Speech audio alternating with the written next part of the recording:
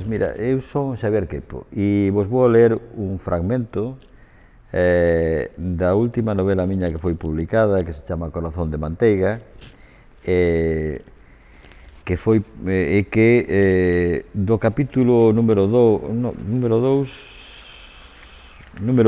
que se chama, o capítulo chamase Unha estrela na fronte, e fala bueno, da nenez do personaxe, que é Mauro. Entón, o capítulo vai narrar a levitación de Mauro. A creades ou non, Mauro levitaba. Aquela sala era para min campo da batalla, campo de xogos, campo do real e do irreal, do imaginario e do cotián, con fiestras permanentemente abertas e contras de madeira de cerdeira pechadas tan só nas noites de vendaval. As fiestras da fachada daban vista ao emparrado de cepas centenarias, chantadas como a gonfalóns distintivos por algún antepasado ilustrado, únicas da estirpe no seu porte arbóreo, reptando calcobras resecas polos arames dispostos en cuadrículas, fendidas polos rayos e feridas por fungos que aniñaran na humidade omnipresente. Fiestras que se abrían tamén a carballeira da Porta dos Mariños, de acacias convertidas en praga invasora, de carballos lonxilíneos, mil e unha veces derramados para fornecer madeira para o lar dos máis pobres, que tiñan nos terreos baldíos única e magra despensa de landras e de leña. Aquel lugar de nome escuro para unha terra sen mar, que facía pensar en tempos idos de navegacións e descubertas, no mal carencial que abultaba sensivas e facía caer os dentes, de compases e de búsolas, que para o caso a mesma cousa son, de ollos en enfoque posível perdidos para sempre nos amplos horizontes oceánicos. En saíndo da sala, os chanzos medían o tránsito entre a casa dos mortos e a casa dos vivos, onde eu posuía a miña illa en forma de alfombra polícroma, para meditar e para xogar, para imaginar combates entre soldados federais de fusil e casaca azul, de forte con cercado de madeira e carretas con cuberta de feltro formando en caravana, semellante ás dos films que os sábados pasaban nunha das dúas canles de televisión que existían, de indios semispidos e fortísimos, de beleza singular e armonía de formas, de ollos de águia e beizos sensuais, de peitos como lareiras e fermosas coletas de cabelo laso, de tipi e tomahawk, de cabalos en montura e plumas na cabeza, nas tardes innúmeras de creerme, eu mesmo, Davy Crockett ou Xerónimo, Nube Gris ou General Custer, Touro Sentado ou Daniel Boone, o Cabo Rusty ou o último dos moicanos. No primeiro, tive medo, un medo que ia guardar para sempre nos arquivos da memoria, que ia acamar de xeito inconsciente nun recuncho perdido da codia cerebral, do que agromaría algún día, instantáneo e volátil, como formiga voadora ou icneumón alimentado no carabouxo dun carballo, precursor dun desasosego que duraba segundos, mas que agora me afundía nun aura extraña. En balde, tratei de suxeitar no corremáns, pois o apoio estaba moi afastado do centro para os meus brazos de neno prepúbere sen estigmas secundarios, de corpo modulável e trazos arredondados, de equilibrio sutil que precede ao ataque anárquico das hormonas e dos ciclos, dos biorritmos mudados polo calcio administrados en medida nun exceso de celo pediátrico, condenando a secuencia natural da medranza pola síntesis. Pechei os ollos, abrallado pola luz, polo funil laranxa que de súpeto me atraía sen remedio. Fixen forza afincándome coas pernas, estricando as punteiras nun intento inútil de volver tocar o chan, de sentirme ancorado e estável, de regresar á seguridade da madeira. Fixen forza cos brazos de nenos raquítico tratando de non desviar a vertical do corpo. Fiquei así, como a Cristo pendurado no baleiro, sen cruz e sen desánimo, sen coroa de espiñas, sen peito alanceado nin esponxa con vinagre, sen ninguén con quen falar, sen Gólgota e sen diálogo trascendental na cerna da agonía, sen as 7 palabras precursoras da rachadura do veo do templo. Quixen berrar, de puro arrepío ou de carraxe, que nesas idades se mesturan e entrelazan. Pechou a glote, eu moví os beizos e a lingua, que paseaba ansioso pola oxiva do padal, tentando articular un son avisador de paxaro extraviado do seu niño, mais a gorxa non seguía os impulsos da vontade. Fiquei silente e calado como un peto, cos ollos reflectindo o arrepío de quen se dá de conta de que xa non é dono dos movementos do seu corpo, que se sinte levar polos aires e non é quen de virar as forzas que o manexan. De improviso, sentín unhas mans que con forza me suxeitaban polo van, que me facían ascender aínda máis até case tocar as traves do teito.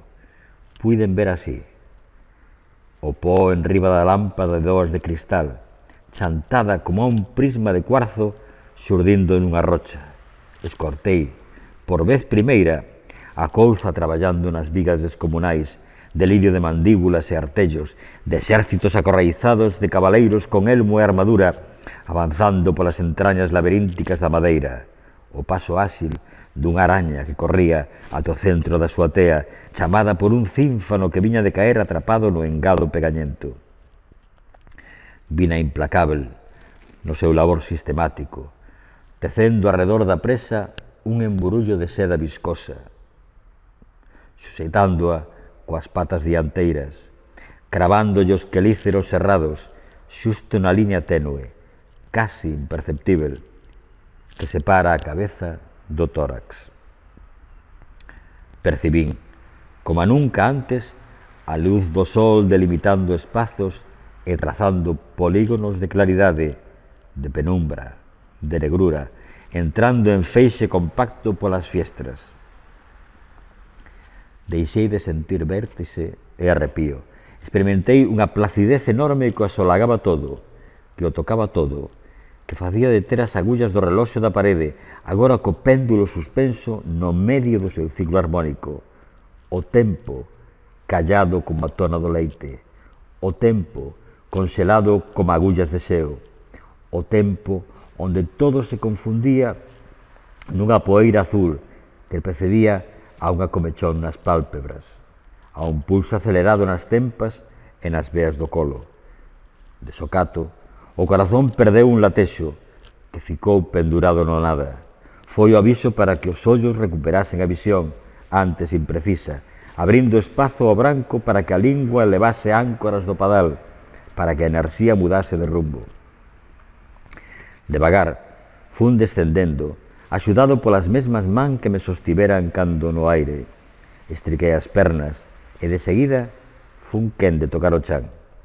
Pechei os ollos e sentínme extraño, canso como nunca antes me sentira e trastornado nas miñas percepcións visuais, unha especie de vermes e burbullas diante dos meus ollos, de neno espantadizo. Fiquei así un tempo indeterminado, recompoñendo o meu mundo e tratando de falar, de liberar un berro ou salmodiar unha saculatoria inventada para a ocasión, protectora de todo mal. Por vez primeira se cadra, de xeito consciente, sentín a culpa, ese abismo que se abría aos meus pés. Sentíame punido polos pensamentos recorrentes, polos xuramentos, polas accións impropias, polas omisións inconscientes. Pensamento, palabra, obra e omisión, todas as formas de pecado no meu coñecemento inxenuo da realidade do mundo. Non me respondían as pernas, que sentía hinchadas polos formigos, os brazos tampouco, endurecidos no tránsito. Tremía como un bimbio a merced do vendaval. A cabeza dábame moltas e non era quen de fixar a vista en ningún obxeto concreto. Todo ao redor de min semellaba esvaecer nun fluido de corpúsculos, movéndose errático entre os varios feixes de luz. Xa non escoitaba a couza, xa non era quen de ver a araña cazadora que fuxira como un curruncho arborando o seu trofeo, aínda palpitante para se dar un festín de linfa azul e peito acorazado. Xa nada era, nin sería como viña de ser. Eu tampouco, eu menos que nada, ali parado, inmóvil, anquilosado e frágil, cegado por unha luz interior e invasora que me ensumía nunha tristura aceda. O reloxo de parede ceibou unha badalada que anunciaba os cuartos, marcando unha fractura no tempo ou unha falla tectónica na miña vida. Nunca sería o mesmo. Saltoume o terror, un arrepío inmenso que me urizaba a peluxe dos brazos e secaba os meus beizos. Por vez primeira na miña vida sentín a presencia da propia morte, a súa proximidade, a súa chegada inminente. Acúfenos e fotopsias, frío e calor, formigos e levidade, nubes de lagostas e coitelos de obsidiana, vin tamén, cos ollos abertos pola brallo, os meus poucos anos pasando a gran velocidade. A bisaboa remexendo no sangue da matanza, os primeiros días de aulas de primaria, mandilón azul e carteira de coiro cos libros e a merenda, cos lápices de cores e os secantes para tinta, o medo aos morcegos que saían na noite do seu refuxo no hórreo da casa matriz, as tardes sen contar, cando a chuvia martelaba os vidros das fiestras, os pesadelos nocturnos, os días nos que o meu pai me montaba en riba dos seus ombros de home feito para me introducir na auga do mar, os contos de mouras e de bruxas, o sabor a coco relado e a chocolate acabado de facer, o son da radio omnipresente cada tarde ao regresar da escola, ao mesmo tempo, ao unísono, simultaneously. De a pouco, confundido aínda, fun regresando á normalidade, fun quen de falar, falei serenamente, dirixíndome ao meu anxo da garda, co que adoitaba manter longas conversas nas que discutíamos en fronteiras todas as incidencias do día. Expliquei o suceso punto por punto, como se ese mesmo anxo non fose o que estivera presente suxeitándome polo van, dende a confusión inicial ata a sensación de benestar impreciso, non eludindo describir as variadas sensacións que percibira. Fixen algunha pregunta e conformeime así co silencio do meu correspondente, no que quixen ver un igual, un non adulto, alguén que non tiña unha resposta para cada cousa, non como os meus maiores, que tantas veces respondían con tautoloxías. E ata aquí a levitación de Mauro en Corazón de Manteiga. Espero que a teñan disfrutado. Moitas gracias.